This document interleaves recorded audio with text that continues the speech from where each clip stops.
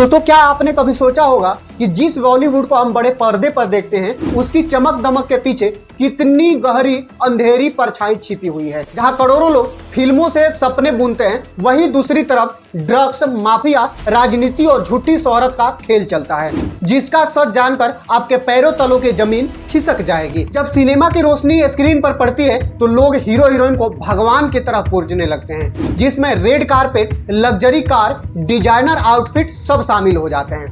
ये सब एक ऐसा सपना होता है जिसे लाखों युवा जीना चाहते हैं, लेकिन सच्चाई ये है कि यह दुनिया सिर्फ 100% ग्लैमरस नहीं है, 70% इल्यूजन और 30% डार्क रियलिटी है। यहाँ स्टारडम बिकता है, इमेज खरीदी जाती है और फैन फॉलोइंग बनाने के लिए करोड़ों रुपए खर्च कर दिए जाते हैं। बॉलीवुड सिर्फ आर्ट नहीं है, ये बिजनेस, पॉलिटिक्स और अंडरवर्ल्ड का कॉम्बिनेशन है। 90 का दौर था जब मुंबई अंडरवर्ल्ड बॉलीवुड पर राज किया करता था।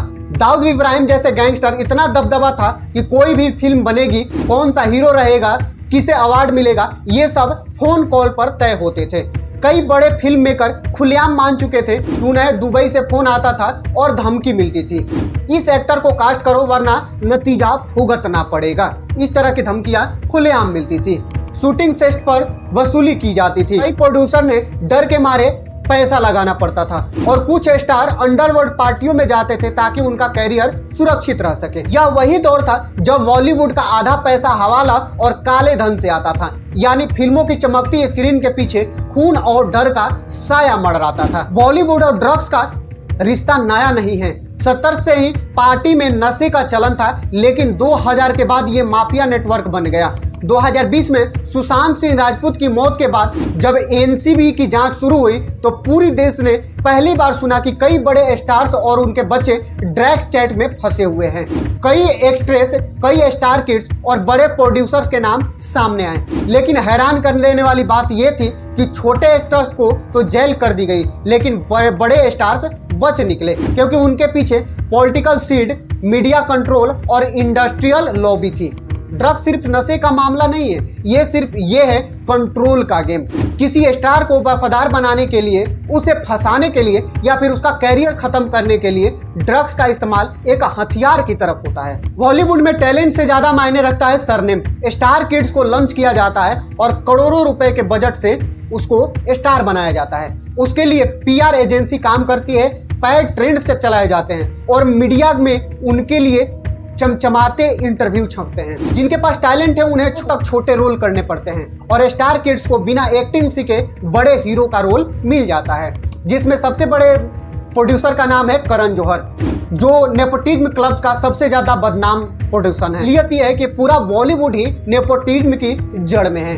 फेक स्टारडम बनाने का ये एक बहुत बढ़िया तरीका है। जो स्टार बाहर से दिखता है सुपरहिट, अंदर से उसका स्टारडम खरीदा हुआ रहता है। बॉलीवुड कभी सिर्फ सिनेमा तक सीमित नहीं रहा, यहाँ पर पॉलिटिक्स का बहुत ही बड़ा गहरा दखल रहा है। कई बड़े एक्टर्स को पॉलिटिकल पार्टी सपोर्ट करती है। इलेक्शन के टाइम पेड कैंपेन चलाए जाते हैं, मीडिया को मिलियन में दिए जाते हैं ताकि किसी स्टार की इमेज को चमकाई जा सके या किसी विरोधी स्टार को बर्बाद किया जा सके। आपने देखा होगा कि कुछ स्टार की फिल्में रिलीज होते ही ब्लॉकबस्टर घोषित हो जाती है, चाहे दर्शक फिल्म देखने जाए या फिर नहीं जाए। लेकिन इसके पीछे क्या कारण है? बॉलीवुड और पॉलिटिक्स का रिश्ता गिव एंड टेक पर टिका होता है। फिल्में सॉफ्ट पावर बन जाती है जिन्हें चुनावों और लोगों की सोच पर असर डालने का इस्तेमाल किया जाता है। आपको लगता होगा कि अवार्ड टैलेंट को मिलते हैं, लेकिन ये सच नहीं है। ज्यादातर अवार्ड सोल्ड आउट हो जाते हैं। जिस प्रोडक्शन हाउस का दबदबा रहता है उससे ज्यादा अवार्ड मिलते हैं। स्पॉन्सर कंपनीज भी तय करती है कि किस एक्टर को पॉपुलर अवार्ड मिलेगा और किसको नहीं मिलेगा। और स्टार किड्स को ज्यादा एक्सप्लोर करने के लिए उन्हें बार बार मंच पे बुलाया जाता है।